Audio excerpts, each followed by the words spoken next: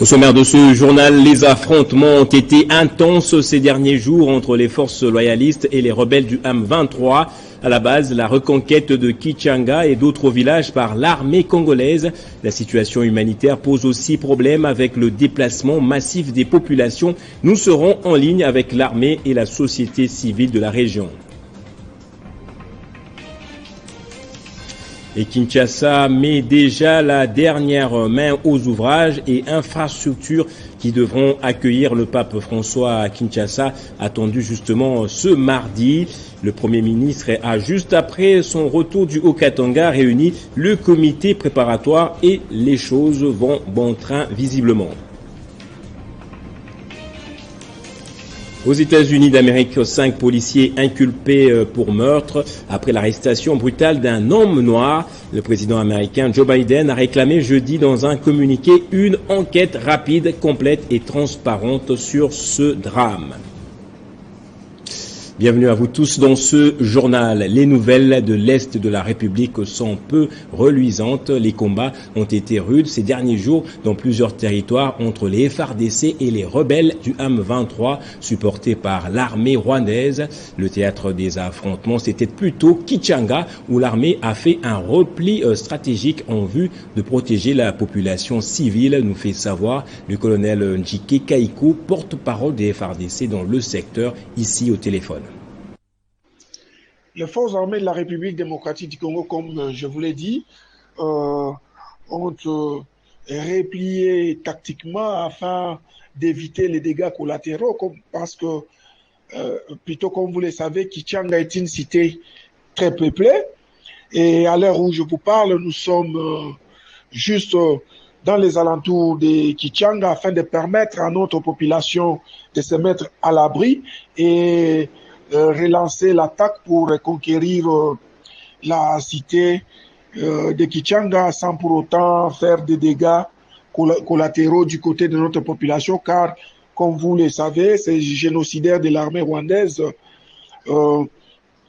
tirent à l'arme lourde, je veux dire ici au mortier 120 et au mortier 82, dans la population, faisant beaucoup de victimes du côté de notre population. C'est un peu ça ce que nous pouvons vous dire pour le moment. Et justement, comme l'a dit le colonel, Kichanga n'est pas totalement tombé entre les mains des rebelles. L'armée occupe une partie de la cité et entend la reconquérir totalement dans un bref délai. La confirmation est aussi de la société civile de la région. Oui, la cité de Kichanga, la population s'est évadée et à cause des mouvements de bombes et l'attaque de FARDC contre les mouvements de M23. Et la population s'est évadée, une partie vers Mouesso, d'autres vers localité Muhanga et d'autres à Kirumbu. Jusqu'à présent, il y a encore des attaques qui se font entendre, il y a des bombes qui explosent au niveau toujours de la cité parce qu'une partie de FARDC se trouve à une partie de la cité appelée Ramblé et la partie supérieure vers l'est de la cité est occupée par M23. Donc il y a beaucoup de corps abandonnés là que nous allons faire appel aux humanitaires tels que Roi-Rouge de venir intervenir afin que ces cadavres puissent quitter les rues parce que ça psychose beaucoup la population. Et nous allons aussi demander au gouvernement de traquer vraiment les rebelles, les terroristes de M23 pour qu'ils évacuent les milliers et éviter bien sûr le cessez-le-feu. Parce que le cessez-le-feu sont en train de causer des dégâts et des dangers à la population. Étant donné qu'on veut se construire et chercher comment faire avancer l'économie, le cessez-le-feu apparaît et la guerre éclate à un moment donné et les gens s'appauvrissent davantage. Que le gouvernement cherche à stabiliser et à traquer les rebelles afin que la population soit en bonne forme et qu'elle soit posée. Et à Béni, le gouverneur militaire a annoncé l'ouverture des enquêtes pour connaître les auteurs de la récente explosion d'un engin dans le petit marché de Macampagne. Le bilan était de 18 blessés. On écoute le gouverneur. Mes très chers compatriotes, c'est avec amertume que j'ai appris l'explosion d'un engin improvisé dans un moulin à proximité du marché situé dans la cellule Macampagne, au quartier Kalinda, dans la commune de Moulekera, en ville de Béni, dans la soirée du mercredi 25 janvier 2023. Je présente toute ma compassion aux victimes ainsi qu'à leurs familles respectives.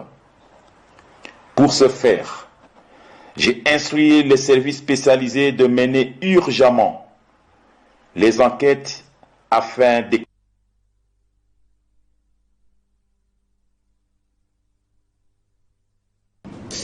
Et en sécurité toujours, Gilbert Kabanda poursuit la vulgarisation du document de la nouvelle politique de défense congolaise via une série d'échanges avec différents partenaires africains et d'autres pays à travers le monde. Question pour la RDC d'avoir aussi ses propres attachés de défense dans ce pays. Et aujourd'hui, il s'est entretenu avec l'ambassadeur des Chines qui doit quitter la RDC pourvu qu'il est arrivé à fin mandat.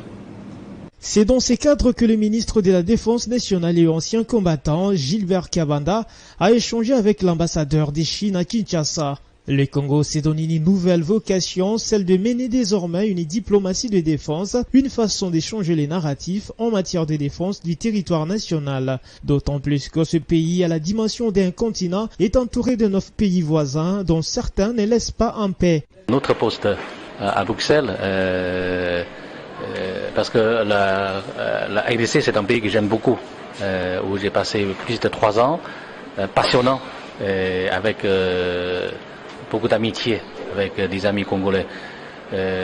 Avant de partir, j'ai eu la chance de rencontrer monsieur le ministre de la Défense pour lui annoncer l'octroi du don du gouvernement chinois au gouvernement congolais en matière de défense, évalué à peu près de 27 millions de dollars américains. Donc ce don va être utilisé pour le renforcement de la capacité des armées congolaises, pour mieux aider les armées congolaises à défendre le territoire congolais. Signalons que l'ambassadeur des Chines qui quitte Kinshasa d'ici peu a, à propos de la base militaire de Kamina, annoncé le démarrage d'une session de formation, laquelle est assurée sur place par une équipe chinoise déjà à l'œuvre. L'arrivée du pape en RDC, c'est déjà dans 4 jours. L'heure est à présent au dernier réglage. C'est ce qu'a confirmé en tout cas le comité préparatoire à l'issue d'une réunion avec le chef du gouvernement, Christian Kalanji.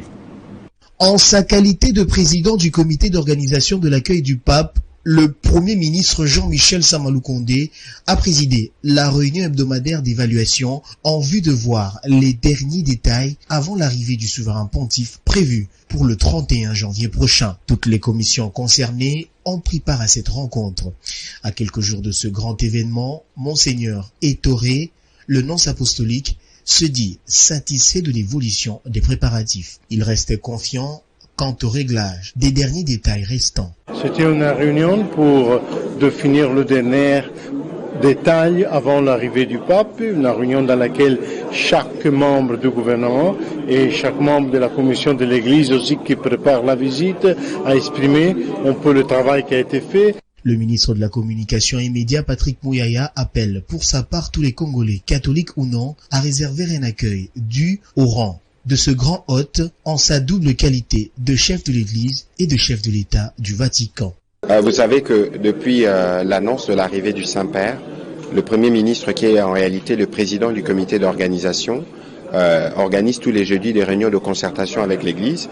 Et ici, vous aviez toutes les commissions, communication, sécurité, protocole, pour, comme le nonce l'a dit tout à l'heure, parler des derniers réglages et des informations pratiques qui doivent être communiquées aux fidèles, par exemple sur l'accès sur les sites et les autres questions. Et donc c'était une réunion où l'on a noté, que ce soit du côté de l'Église ou du côté du gouvernement, une évolution positive. Quelques membres du cabinet du Premier ministre, le vice-premier ministre en charge de l'Intérieur, la ministre d'État en charge de la Justice, le ministre d'État en charge du budget, le ministre de la Communication et Médias, le ministre en charge des infrastructures ont pris part active à cette réunion. Et le président de la Commission électorale nationale indépendante poursuit sa tournée dans quelques provinces de l'ère opérationnelle numéro 2. La deuxième étape de son périple a été entre autres marquée par la réunion sécuritaire entre lui et le comité provincial des opérations. Il était question de voir dans quelle mesure encadrer les opérations dans la province du Kasaï oriental. Gloria Mbouya-Moutala. À l'issue des échanges qu'il a eus avec l'autorité provinciale, le numéro 1 de la CENI a pris une part active à une réunion sécuritaire avec le comité provincial des opérations. Il s'est agi essentiellement des dispositions nécessaires à prendre en vue d'encadrer au mieux les opérations. Je viens en fait d'arriver du Kasaï central et puis je vais continuer dans le reste de l'ère opérationnelle 2. En fait, le but, c'est d'accompagner les autorités provinciales ainsi que les parties prenantes au processus électoral ici au Kasaï oriental pour que ensemble nous travaillons pour un enrôlement de grande envergure de la population de cette entité. Évidemment pour tous ceux-là qui remplissent les conditions requises. Dans le souci de prendre la température de ce qui s'y fait, le président de la CENI s'est ensuite rendu dans quelques centres d'identification et d'enrôlement des électeurs où il a assisté à l'opération qui, dans l'ensemble, se déroule de manière convenable. Et prenant langue, bien évidemment, avec les préposés à la tâche, il a prolongé ses échanges au secrétariat provincial avec les agents locaux de la centrale électorale concernant les réalités sur le terrain. Denis Kadima Kazadi a bouclé cette deuxième étape de sa tournée à Gabé-Akamwanga, où il a assisté à l'enrôlement de la population de cette localité avant de rallier Kalemi, chef-lieu de la province du Tanganyika. Et enrôlement des électeurs toujours dans la province du Haut-Lomami, la gouverneure Isabelle Kalenga a réussi à mobiliser toutes les couches de sa population pour un enrôlement massif. Prêchant par l'exemple, Isabelle Kalenga a fait appel à un enrôlement décisif pour donner la chance à leurs futurs dirigeants. La gouverneure de la province du Haut-Lomami, Isabelle Kalenga Mouchimbi, est imbibée dans la foule. C'est le temps de s'enrôler dans la province agro-pastorale. Je viens d'accomplir mon devoir civique. J'ai ma carte. Je demande à toute la population de ma province de s'enrôler. Chacun doit avoir sa carte. C'est un devoir civique. Alors j'exhorte ma population. Isabelle Kalenga a réussi à sensibiliser toutes les couches de sa population, prêchant par l'exemple. Elle vient d'obtenir sa carte. Du 25 janvier au 23 février, chacun doit avoir sa carte d'électeur et pour se faire élire dans le Haut-Lomami, fils et filles de la province du Haut-Lomami.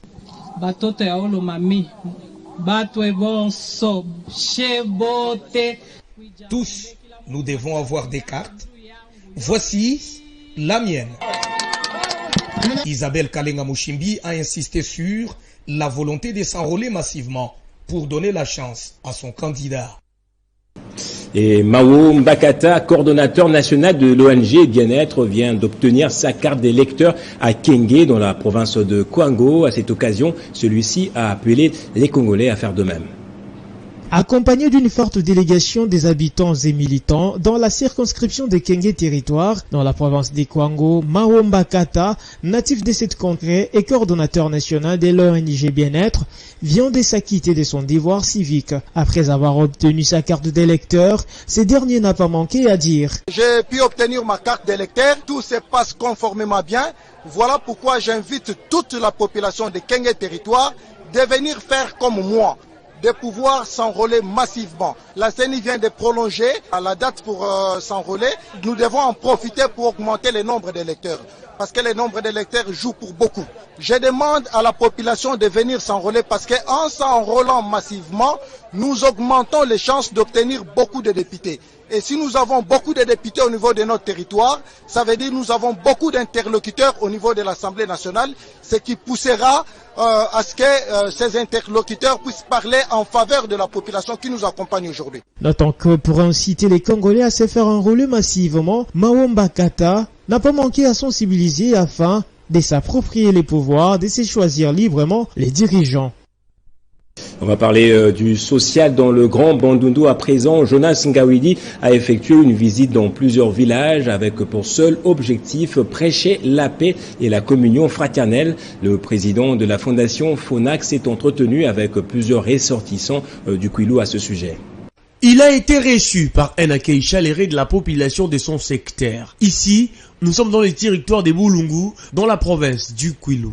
Joseph Ngawidi Mbongu, président de la fondation FONAC, a débuté cette tournée en rencontrant les différents leaders qui dirigent sa fondation dans les Grands Bandundu, avec lesquels ils se sont rendus dans un orphelinat.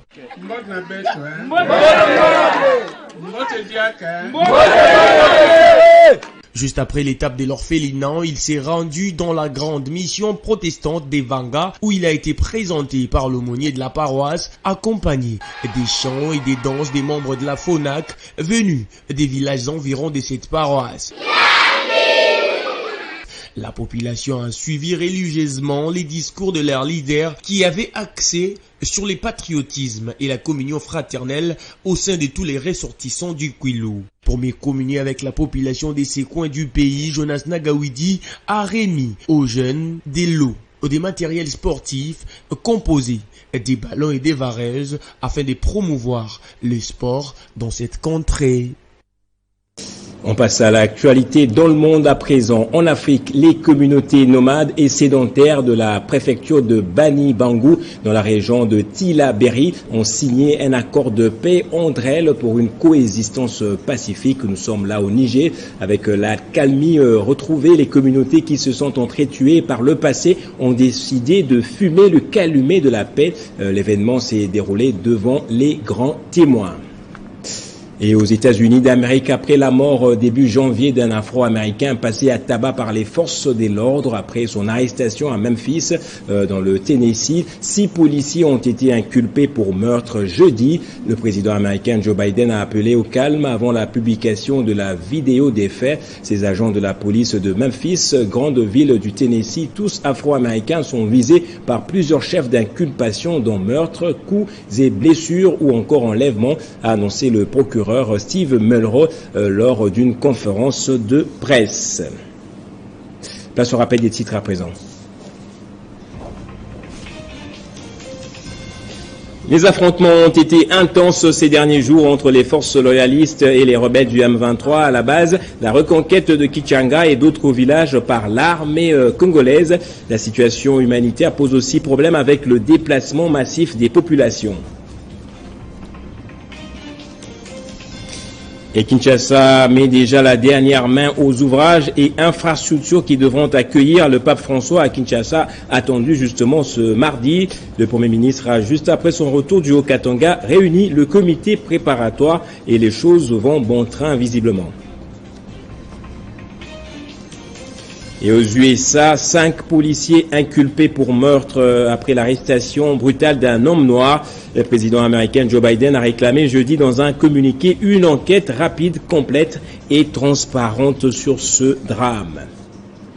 Restez avec moi pour la revue de presse cette fois.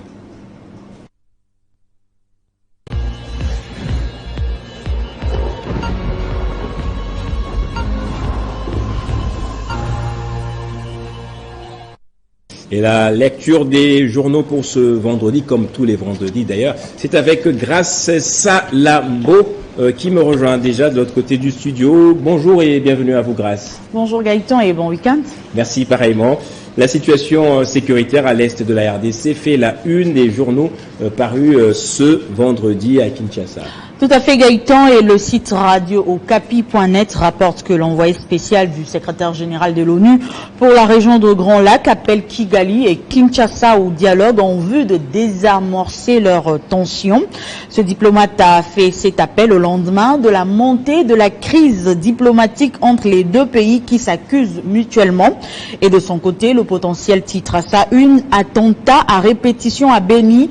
Nécessité d'une coalition internationale anti-Daesh en RDC. Le rédacteur de cet article constate que la communauté internationale continue de minimiser ce danger qui pourtant ne guette pas que les Congolais. Quel que soit le bout par lequel on va le prendre, le danger est là. Il faut conjuguer les efforts comme on le fait déjà ailleurs, car personne ne peut combattre et vaincre tout seul le terrorisme. Un monstre à plusieurs têtes. Et l'avenir signale que la RDC peut compter sur le soutien du Kenya qui appelle encore à un cessez-le-feu. Le journal rapporte la séance de travail que le président du Sénat, Modeste Bahati Lukwebo, a eu jeudi avec une forte délégation du Forum des parlementaires de la Conférence internationale de la région de Grand Lac, conduite par le président du Sénat du Kenya, Amason Kingi.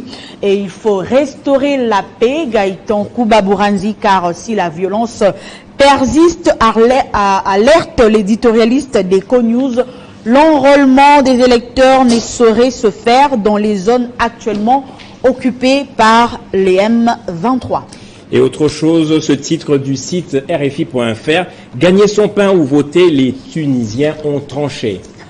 Oui, Gaëtan, ils ont tranché. En Tunisie, le taux record d'abstention au premier tour des élections législatives de décembre, près de 89%, a relevé le désintérêt croissant des Tunisiens pour la politique, alors que le deuxième tour se joue ce dimanche 29 janvier dans les régions. Certains abstentionnistes confirment leur désaveu alors que l'instance électorale a multiplié les campagnes de sensibilisation pour le vote, mais dans certaines régions, les derniers candidats n'ont même pas pris la peine d'afficher leur programme ou leur visage. Ils ont donc choisi les pains. Ils ont choisi le pain. Bon, c'est normal, hein? Normal, grâce à vous. Merci beaucoup pour cette revue de presse. Merci à vous aussi, Gaëtan. Et c'est par ici que se referme ce journal. Merci à vous tous de l'avoir suivi. Très bonne suite de programme sur votre chaîne.